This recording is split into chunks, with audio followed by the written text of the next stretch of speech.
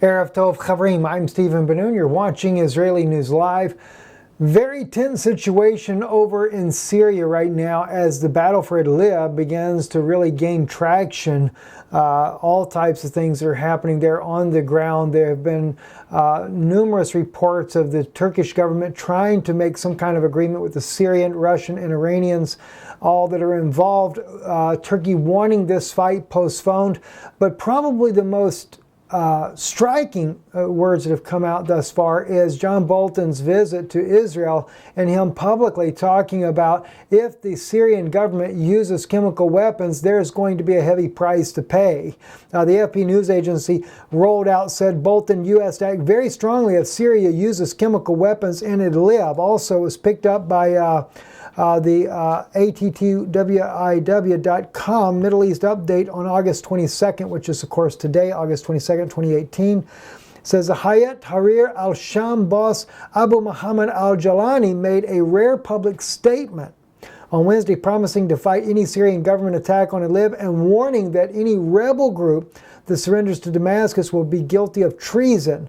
Meanwhile, during a visit to Jerusalem, Donald Trump's national security advisor John Bolton said that the U.S. is prepared to respond if the Syrian government uses chemical weapons in Idlib. The Syrian government has, of course, denied ever using chemical weapons, and also it's not clear where Trump's red line is. Would chlorine gas prompt the U.S. retaliation, or are we holding out for nerve gas? Nonetheless, it's pretty obvious from what we can see. There have already been reports that, of course, Assad is using barrel bombs. That's normally what we see to start with when they're getting ready to prepare a false flag attack.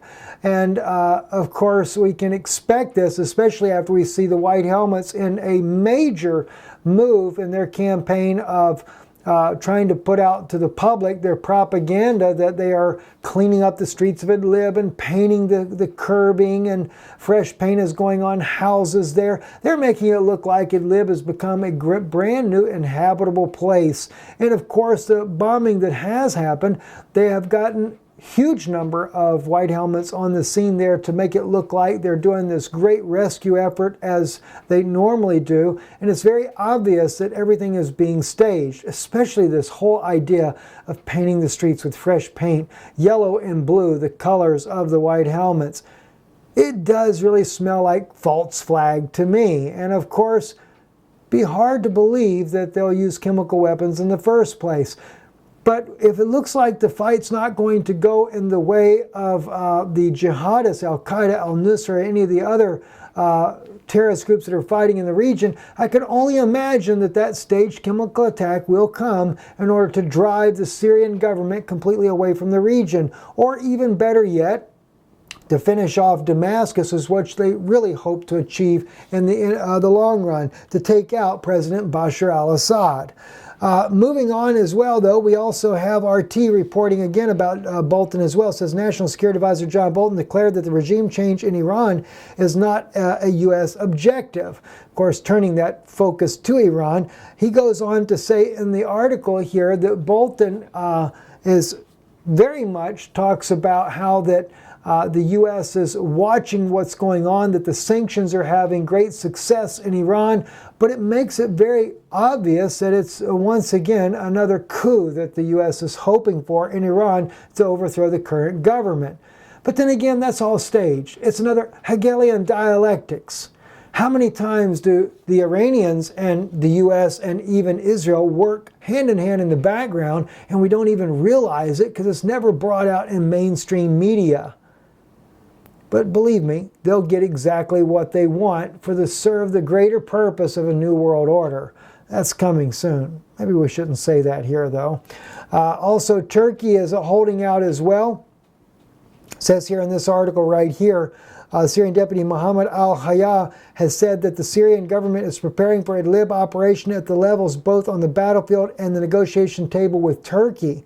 Dealing with Turkey has been the biggest challenge as Turkey's policies on Syria has gone through several major revisions. Russian, Iranian, and Syrian intelligence sources have revealed that terrorists holding Idlib have relied on Turkey for support. Syria's pushback on Turkey is only possible with Russian and Iranian assistance. So it goes to show there that even President Bashar al-Assad can't really take back Idlib unless Russia and Iran are heavily involved in the negotiations with Turkey. But now we have a new report that's coming out that Russia has not agreed or has rejected Turkey's request to postpone the battle for the liberation of Idlib. So it looks like the battle is going to go on anyway, and that, of course, could make it into a much broader conflict, especially in this last stronghold. It'll end up much like Aleppo.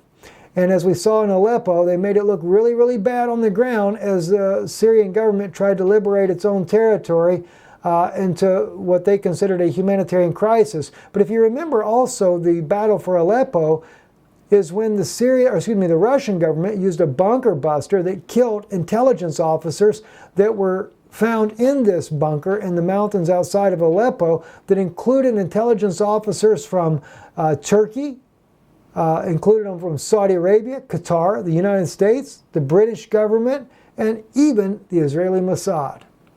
Very troubling indeed, the things that we keep finding out. You just kind of makes you wonder who in the world is really behind these wars and what is their ultimate end game. TASS news agency is reporting also Russia forced to respond to U.S. missile defense near its border. Putin emphasizes this is something new coming out. The Russian leader said Moscow is compelled to respond to NATO's expanding infrastructure and the emergence of missile defense systems near its border. Talking about a whole new Cold War, or a Cold War, as one Russian site put it, could turn into a hot war very rapidly. Russia is forced to respond to the expansion of NATO's infrastructure and emergence of missile defense systems near its border. Russian President Vladimir Putin told a news conference following talks with Finland's visiting President Sauli Niinisto on Wednesday. In a reply of a question from Finnish journalist, Putin said that NATO's military infrastructures were moving towards Russia's borders, and the amount of alliance military equipment and personnel, as well as the number of military exercises near Russia's border, were growing. And of course, they just kicked off, NATO did, one of the largest ever military exercises on Russia's borders there in Latvia. Naturally, we have to keep an eye on what is going on there and to strengthen our infrastructures. We must respond to the emergence of the components of the U.S. missile defense system near our borders, Putin said, adding that those missile defense systems could be used for launching intermediate-range missiles. Just doesn't ever seem to end, does it?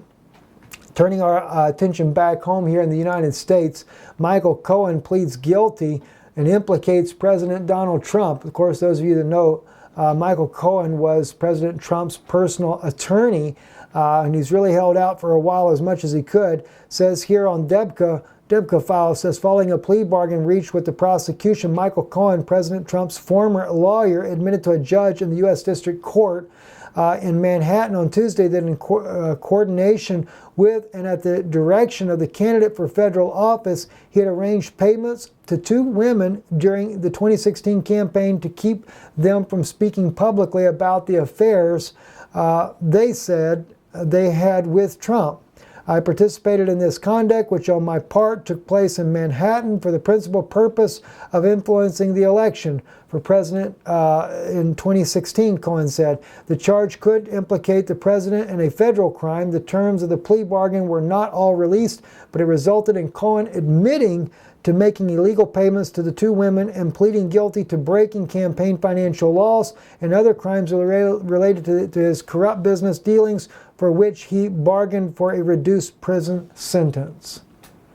That's not looking very good. I know already in the mainstream media of the U.S. they're calling for the impeachment of President Donald Trump. Whether or not it'll actually reach to that point or not is not yet known. But one thing I can assure you, believe me, if there comes anything like that, it will turn into a major mess in the U.S. and could easily bring out the patriot side of the people as well as the Christians in responding, because so many people believe that Trump is called of God to be the President of the United States. I personally can't go that far because, as I say, Jesus was taken up in a moment of time by Satan, showed all the kingdoms of the world that ever would be or ever and that were and ever would be, and he was told if he fell down and worshipped him, he'd give him those to rule over. Well, Jesus refused to do that, and as we know, it was by the blessing of God that he took the place that he did, because it brought the salvation and the redemption of mankind. I'm Stephen Ben-Nun. You're watching Israeli News Live. Thank our moderators. We thank you for being here with us tonight to help watch over the chat room for us there. Blessings to you guys. Don't forget, we are nearing the time for the conference in up in Lebanon, Tennessee. I need to get up with Brother Mark and Sister Susan there about that conference, see how things are going. You can register at hpccenter.com. That is their website, hpccenter.com. We'll post that in the description below. The website, I've been doing it in all the videos here lately. For those of you that want to attend, you don't want to miss the conference. It's 2 days, 14th and 15th of September. The 15th will be when we go into the very serious issues of what's going on in the government in the past and what is going on all around the world, that even takes and shows the involvement of the evangelical community in taking us to a new world order and following right in the paths of the Vatican. I'm Stephen Ben-Nun. You're watching Israeli News Live. Erev Tov.